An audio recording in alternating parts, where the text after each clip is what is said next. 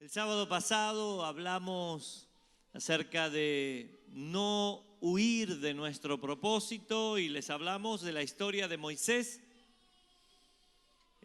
Cuando él nació, la mamá trató de esconderlo lo más que pudo, pero a los 3 meses lo tuvo que dejar en el río Jordán porque ya no lo podía esconder más. Cuando Moisés creció, cometió un error. Y ese error lo llevó al desierto, a estar escondido, a creer que ya todo estaba perdido en su vida. Pero Dios, cuando tiene un propósito con nuestras vidas, Él no dejará de buscarnos nunca. Una y otra vez nos saldrá al encuentro. Y le salió al encuentro a Moisés y lo usó para sus planes eternos. Después de Moisés aparece el liderazgo de Josué, un hombre al que Dios utilizó para introducir a Israel a la tierra prometida. Hoy nos decía Miriam que todos tenemos un propósito de parte de Dios. Vos y yo tenemos un propósito de parte de Dios. Y desperdiciar nuestra vida viviendo fuera de los planes de Dios o fuera del propósito de Dios solamente va a traer sobre nosotros angustia, dolor, tristeza, muerte espiritual, muerte emocional. Por eso es clave que recibas este mensaje una y otra vez, porque Dios te quiere conectar con tu propósito eterno. Hoy quiero hablarte de la vida de alguien que cuando Dios lo llamó trató de esconderse también. Y a todos nos pasa que cuando Dios nos habla o nos llama, nos da miedo a responder a ese llamado de Dios. Nos da temor cuando Dios nos desafía. A veces decimos que no le tenemos miedo a los desafíos, pero la verdad es que todos le tenemos miedo a algo, a algún desafío, a algo le tenemos miedo. Quiero contarte la historia del primer rey que tuvo Israel, el rey Saúl, un hombre que fue elegido por Dios, un hombre que fue llamado por Dios, un hombre que fue ungido por el profeta Samuel. El primer rey que tuvo Israel fue Saúl.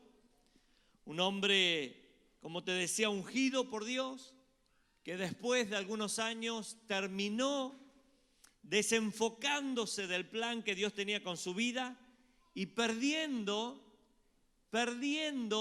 la razón por la cual Dios lo había puesto como una autoridad en su pueblo. Se desvió tanto del propósito de Dios que terminó quitándose la vida. En el libro de Primera de Samuel, en el capítulo 10, Saúl había salido de su casa buscando las burras de su papá.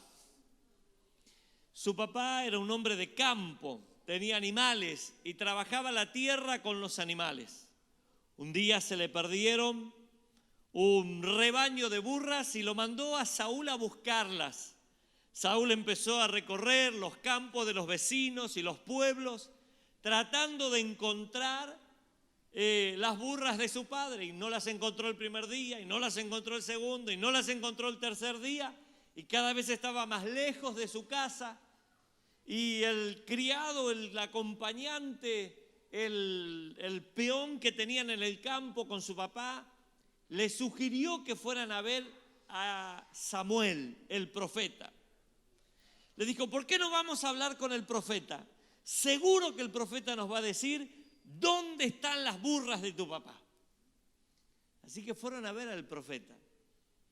El profeta no solamente le dijo que se quedara tranquilo porque las burras de su papá ya habían sido encontradas, sino que el profeta lo sorprende a Saúl con algo que él no se esperaba. La historia está en Primera de Samuel, capítulo 10. Leo el versículo 1 y después leo desde el 17 al 27. Entonces Samuel tomó un frasco de aceite y lo derramó sobre la cabeza de Saúl. Luego lo besó y le dijo, es el Señor quien te ha ungido para que gobiernes a su pueblo. Saúl no estaba preparado para ese momento. Imagínense ustedes que en esta noche yo agarro acá una botella de 1 litro de aceite y lo llamo a cualquiera de ustedes y le derramo 1 litro de aceite encima. Y le digo, vos vas a ser el próximo pastor en esta iglesia. Lo primero que va a pasar es que la persona se va a quedar con la boca abierta. Y segundo, me va a decir, bueno, pastor, deme plata para comprar ropa nueva porque me bañó de aceite. Saúl fue sorprendido por Samuel, lo besó y le derramó aceite de la cabeza hasta los pies. Y ahora te sigo leyendo desde el versículo 17 al 27, dice así. Después de esto, Samuel convocó al pueblo de Israel para que se presentara ante el Señor en Mizpa. Allí les dijo a los israelitas, así dice el Señor, Dios de Israel, yo saqué a Israel de Egipto, yo los libré a ustedes del poder de los egipcios y de todos los reinos que los oprimían. Ahora, sin embargo, ustedes han rechazado a su Dios, quien los libra de todas las calamidades y aflicciones. Han dicho, no, danos un rey que nos gobierne.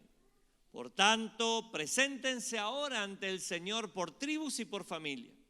Dicho esto, Samuel hizo que se acercaran todas las tribus de Israel y al echar suerte fue escogida la tribu de Benjamín. Luego mandó que se acercara a la tribu de Benjamín, familia por familia, y la suerte cayó sobre la familia de Matri y finalmente sobre Saúl, hijo de Quis. Entonces fueron a buscar a Saúl, pero no lo encontraron. Digan, no lo encontraron. Luego mandó, de modo que volvieron a consultar al Señor. ¿Ha venido aquí ese hombre? Sí, respondió el Señor, pero se ha escondido entre el equipaje. Fueron corriendo y lo sacaron de allí. Y cuando Saúl se puso en medio de la gente, vieron que era tan alto que nadie le llegaba al hombro.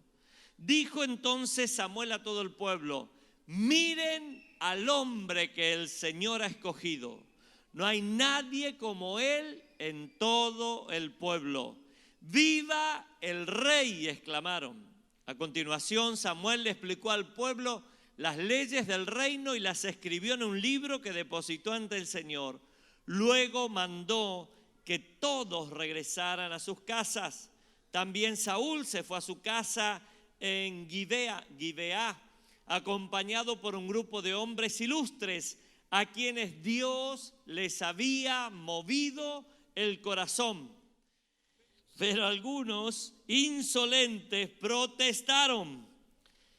¿Y este es el que nos va a salvar? Y fue tanto su desprecio por Saúl que ni le ofrecieron regalos.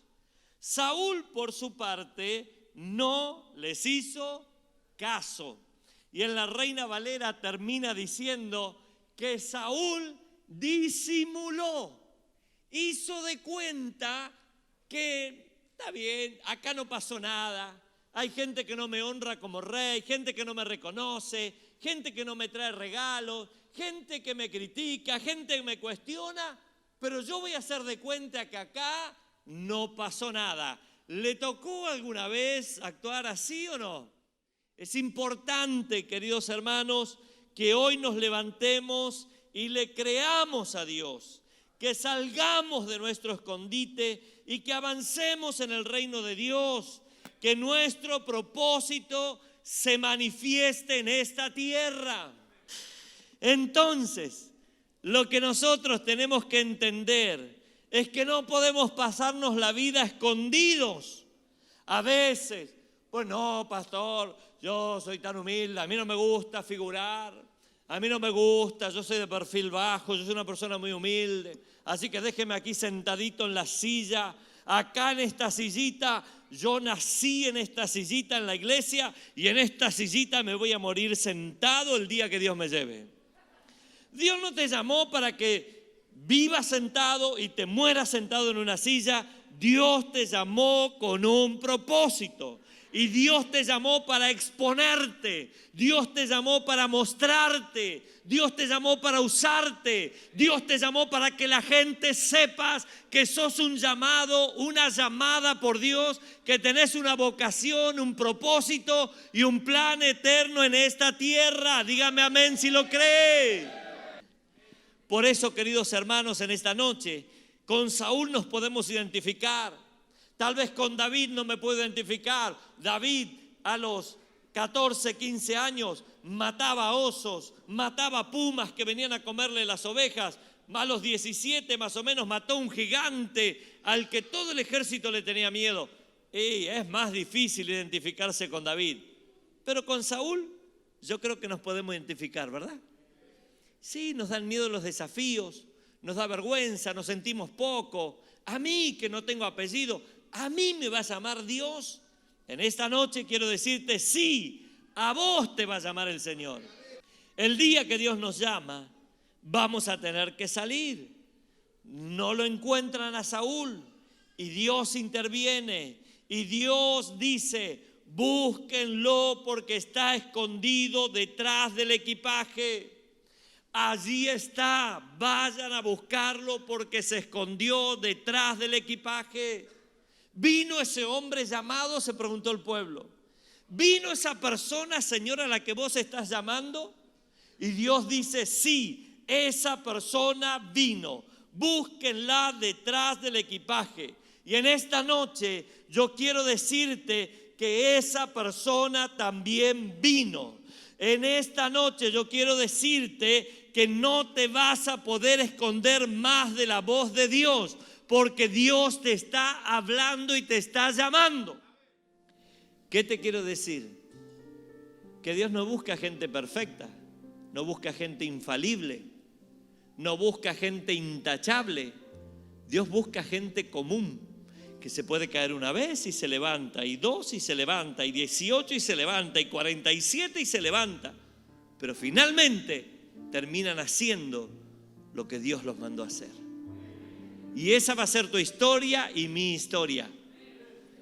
No, pero pensé que ibas a decir un amén más entusiasmado. Y así va a ser tu historia y mi historia. No nos vamos a morir sin cumplir la voluntad de Dios.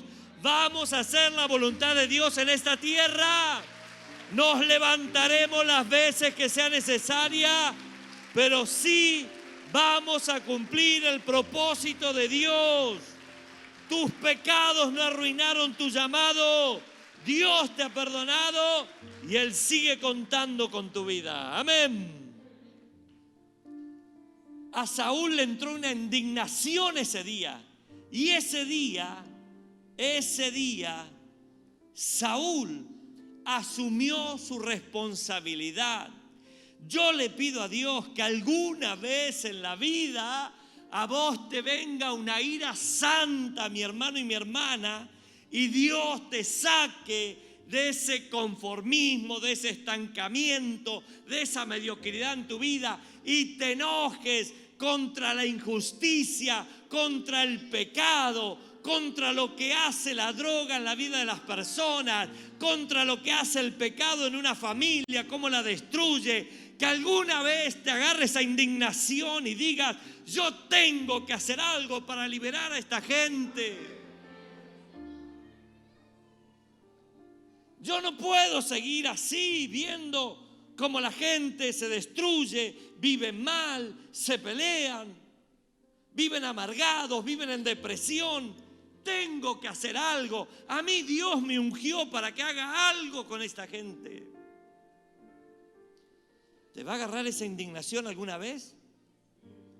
Le pido a Dios que alguna vez esa ira santa se apodere de nosotros para conquistar cosas nuevas en nuestra vida, para conquistar cambios, para traer liberación sobre nosotros y también liberación sobre otras personas. Alguna vez me tengo que preguntar, ¿qué hago lamentándome? Toda la vida lamentándome, llorando, quejándome. Si Dios me llamó y me llenó de potencial, si Dios puso un tesoro adentro mío, si Dios me dijo que yo soy la sal y la luz de este mundo, voy a actuar de esa manera.